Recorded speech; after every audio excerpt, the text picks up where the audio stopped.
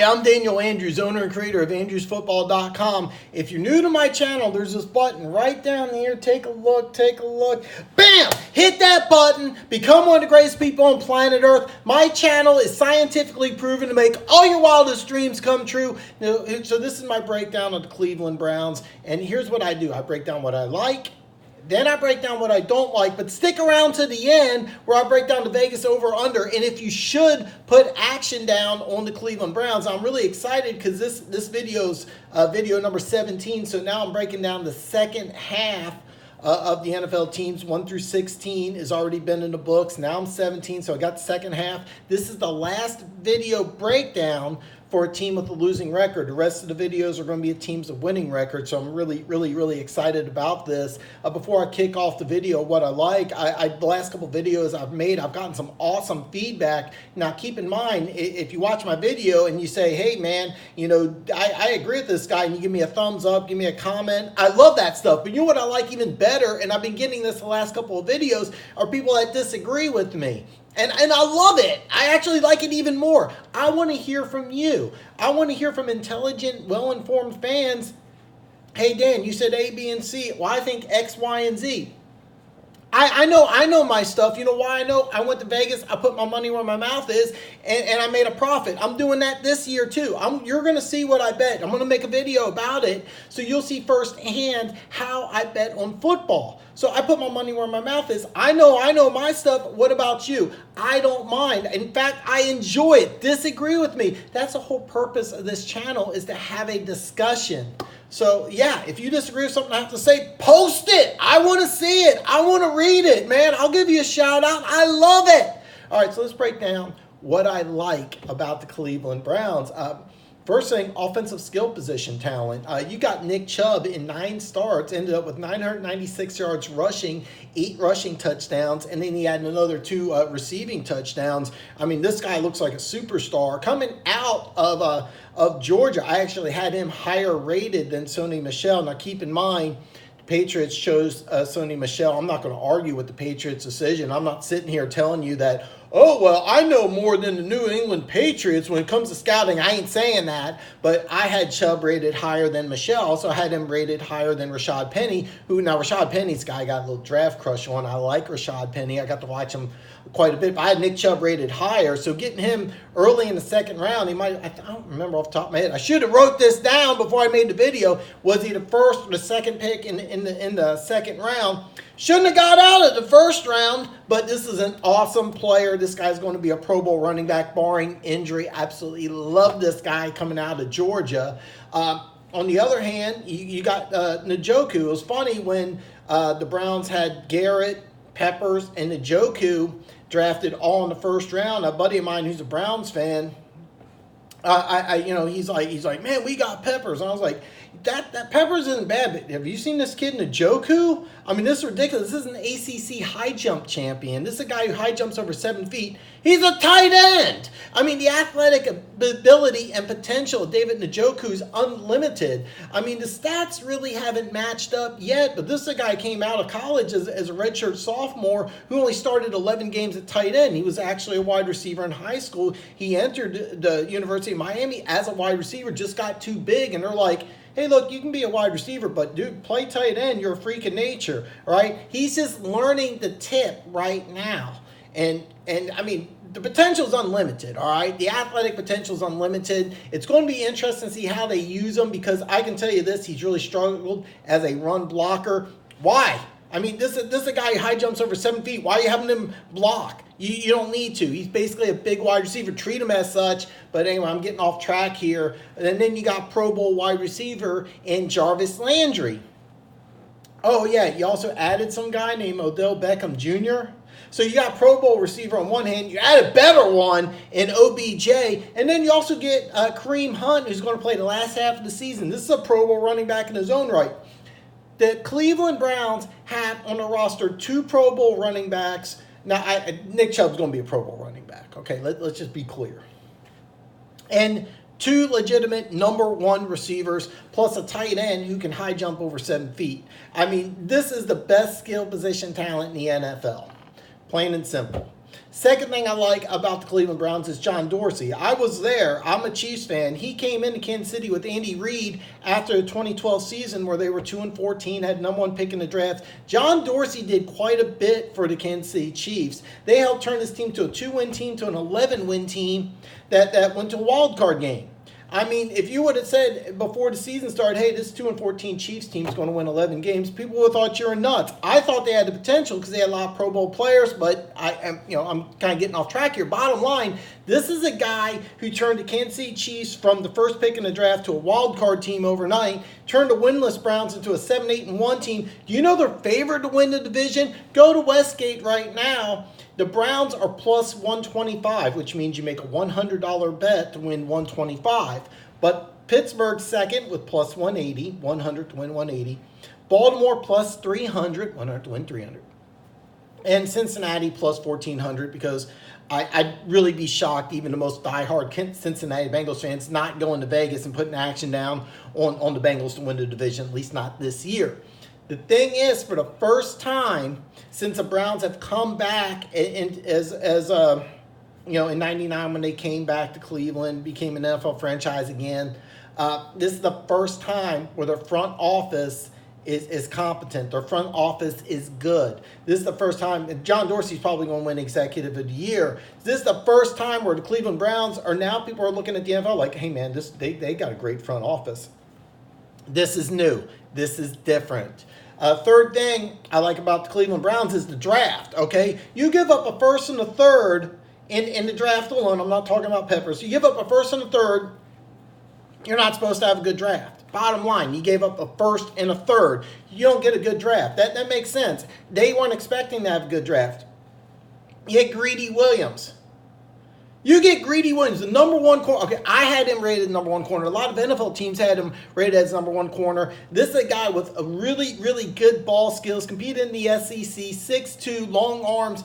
And then people were like, well, maybe he's not that fast. You might have to downgrade him. He's probably going to run a 4.6. He runs under 4.4. I think it was 4.38 at the combine. 4.38, 4.39, 4.36, something like that. I mean, here's a guy that if you want an NFL corner, this is how you build an NFL corner right here. 6'2", long arms, runs under a 4.4. Really awesome ball skills, played awesome. He looked like a first-round player in the SEC. He's not playing in the Mid-American Conference or Conference USA. This is the guy who's leading the SEC in interceptions. So this is huge. You get a number one corner in the draft in the second round. And the best part is he doesn't have to be your number one guy. If you were drafting Greedy Williams, you're like, hey, you know what? Day one, you need to be the number one corner. I think that's a mistake. Denzel Ward's your number one. Greedy Williams is your number two. This is a guy who's going to contribute right away and really help your team. Great pick in the second round. Then you get Sheldrick Redwine and Mack Wilson. Both these guys are going to contribute in the fourth and fifth rounds on your defense. Redwine has the potential to replace Peppers as a starter. This is a fourth-round pick. And then you get Mack Wilson in the fifth round, who could be your starting middle linebacker day one. How do you get this? All three of these guys, and Simone Takiti, or whatever, I don't know too much about him. I didn't really watch a lot of BYU, I'm not going to lie. But bottom line, let's ignore Takiti, all right? Let's just put that off to the side. You have a chance for your fourth and fifth round picks to be starters. Even if they don't start, both these guys are going to contribute. All right? Here's the deal. Your second, your fourth, and your fifth, and you also got an outside linebacker in your third round pick. All these guys are going to help your defense. You already have the best skill position talent in the NFL. Then you get 4 draft picks on the defensive side of the ball. 3 of them could be starters. Takati, I don't know enough about him. If he's a starter, maybe 4. All right? Let's just say you get 3 new starters out of this draft. You have the best skill position talent in the NFL. Then you get in the draft to help your defense. How great is that? So you got an awesome draft, even though you gave up on 1 and 3 for how good is OBJ? Is he a top 3? Is he top 5? No one. If you tell me, let's just say you're not an OBJ fan. Let's say you don't like the guy, you don't like the antics, you don't like the problems. Is he not a top 10 wide receiver? Top 10. Nobody worth his salt is going to tell you he's not a top 10 wide receiver. I'd argue top 3 or 5. Okay? Now, the fourth thing I like is that normally when you draft a player, it's first overall pick in the draft, and you draft him on the defensive side as a pass rusher, and his second season, he gets 13 and a half sacks, he goes to the Pro Bowl. That's usually a big deal. But when you talk about the Cleveland Browns, that's like the ninth thing you talk about is Myles Garrett. This guy has started 25 games and has 20 and a half sacks. Now, I live in Kansas City. I've had Chiefs season tickets since 89. 89 was the year Derek Thomas started as a rookie. Derek Thomas started 157 games in his career. If you don't know the story about Derek Thomas, at 32 was involved in an auto accident, lost his life. You could argue the prime of his career. You could argue at 32 he was starting to slip a little bit. Either way, this wasn't a guy who was, way past his prime. He was still playing at a very high level at 32. He was still feared by NFL offenses. I know because I was there. I saw it. 157 starts, had 126 and a half sacks. If you do the math, it's .8057 sacks a game. Well, Myles Garrett in 25 starts has 20.5, which is .82 sacks a game. So this ratio is better than Derek Thomas. All right? This guy is getting more sacks a game than Derek Thomas. And the thing is, when you talk about the Cleveland Browns, nobody's talking about Myles Garrett and how great he is playing right now. This guy is on the path to become a future Hall of Famer. And keep in mind, career's young. But, I mean, this guy looks like he's going to be a superstar. And when you talk about the Cleveland Browns, it's an afterthought right now. Myles Garrett is an afterthought, and he's had 20 and a half sacks in 25 starts, went to the Pro Bowl, and looked awesome last year. The future is really, really very, very bright for this young man. So kind of to recap what I like about the Cleveland Browns, you have the best skill position talent in the NFL. Bottom line, their offensive skill position talent, they're the best. You have 2 Pro Bowl receivers, 2 Pro Bowl running backs, a guy who can high jump over 7 feet. Man, I'm getting sweaty. I'm hot in here. You know what? I'm gonna drink some coffee. I know it's like 100 degrees outside. I don't care. For the first time since they've come back, they now have a really good front office. They got a front office management, a great GM in John Dorsey, who's now not only turned 1, but 2 teams around like overnight. It's amazing what he's done. Chiefs fans will not give Dorsey enough credit. Hopefully Browns fans will. This is the guy. If you're an NFL team and you're doing bad, who's the one guy you want to run your team? It's John Dorsey, plain and simple. The Browns have him. The Browns have a good front office guy. The next thing I like about the Cleveland Browns, like I said, I'm recapping here, is the draft. They give up a 1 and 3. They look like they can get 3 or 4 defensive starters. You already have this great offensive talent. Now you get a bunch of help on your defense. I love it. And then Myles Garrett, this is a guy who looks like he's going to be in Hall of Fame early on. Keep in mind, his career is young, but so far this guy looks off the charts good. So now let's talk about what I don't like. The hype. I mean, you're expected to win this division. You've had a losing record every year since 2007. And in those 11 seasons, you've had double-digit losses in each of them except for 2. One of them was last year. So how can a team that's never won before handle being a favorite? All right? I mean, you got a team that's been a perennial loser. It's not made the playoffs in over a decade, right? And then all of a sudden they're favored to win? How are they going to handle this?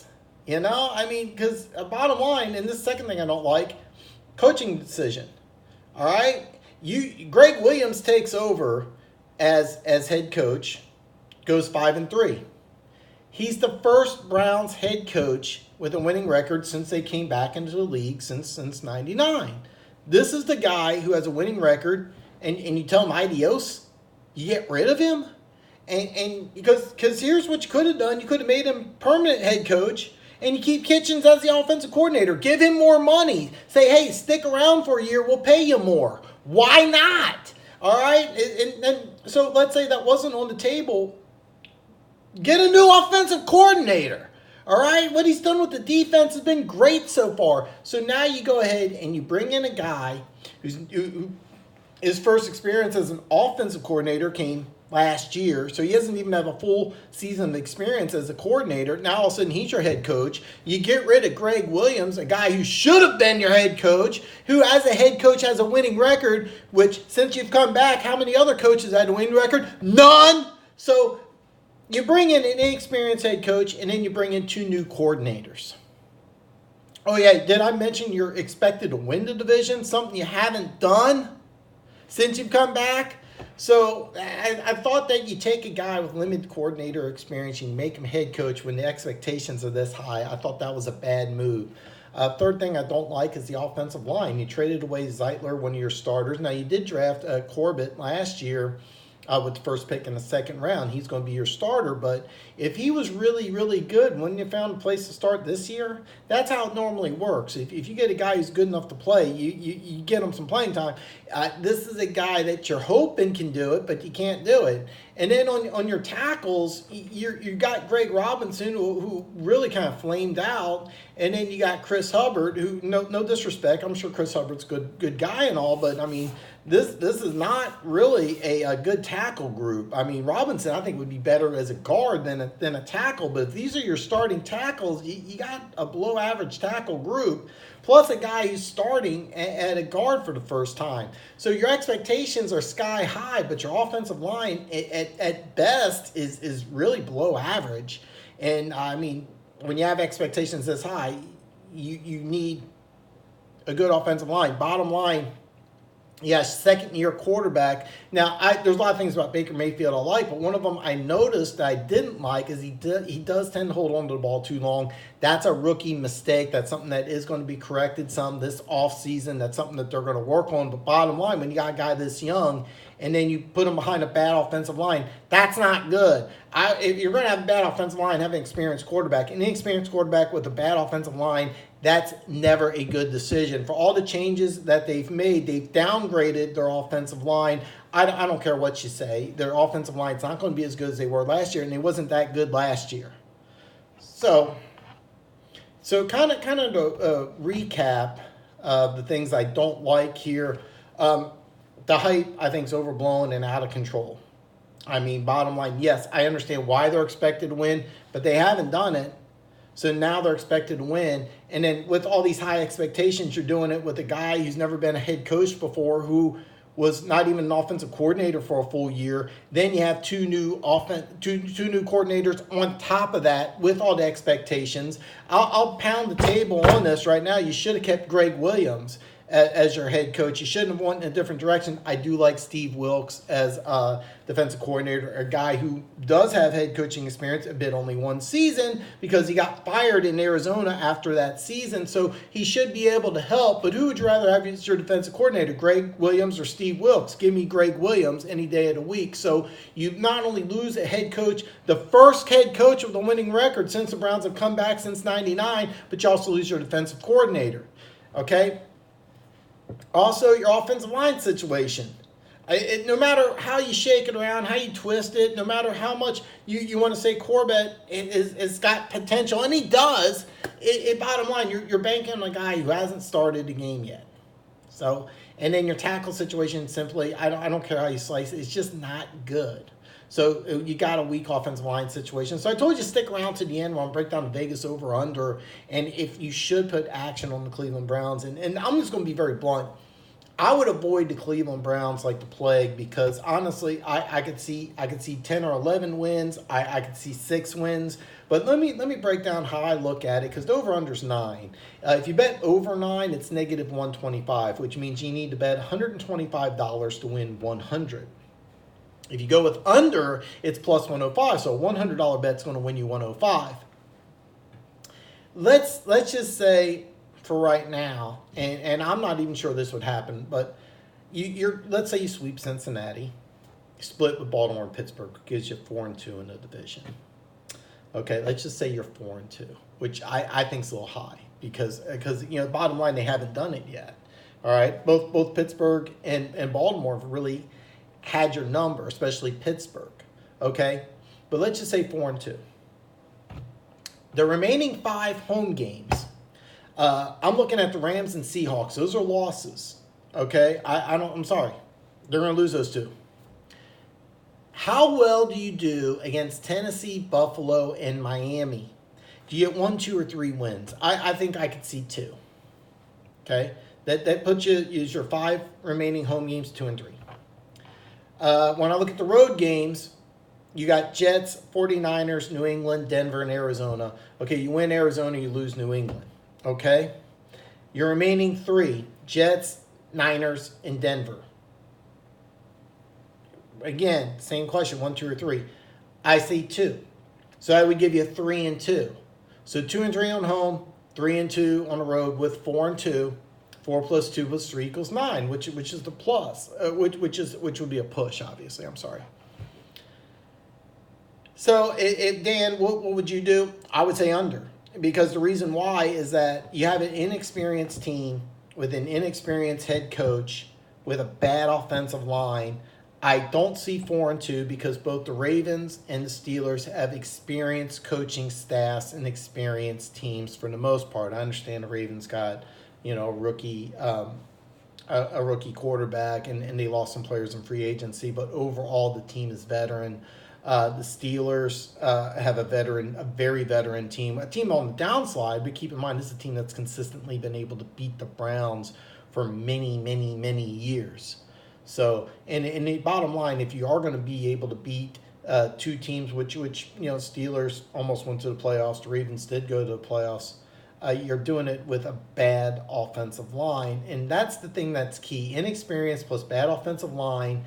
I don't see 4 and 2, and then you're banking on them to go 5 and 5 in the remaining 10 games. I'm telling you right now. I mean, out of those 10 games, there's a lot of maybes, but the New England on the road's a loss. I think the Rams and Seahawks at home is a loss, and then you got those remaining 6 games that can go either way. I actually think the key for the over-under is going to be the first game of the season, home against Tennessee, a team that I'm going to be doing very shortly here. So for me, I would avoid the Browns like the plague. But Dan put a gun to my head. Who am I betting? I'm taking the under. The Browns are doing all the right things, but they're just inexperienced with a bad offensive line no matter how you shake it. So, listen, if you're already a subscriber to Andrews Football, you already know you're one of the greatest people on planet Earth. All your wildest dreams will come true. But if you're new to my channel, there's this button right down here. I blew it up for you. Take a look right here. Bam! Hit that button. Become one of the greatest people on planet Earth. Check out some of my awesome content. I got some playlists right here. So, hey, I'm breaking down the Minnesota Vikings on Wednesday. So, hey, you know what? I'm sorry. Friday. I got my days mixed up. I'll see you Friday.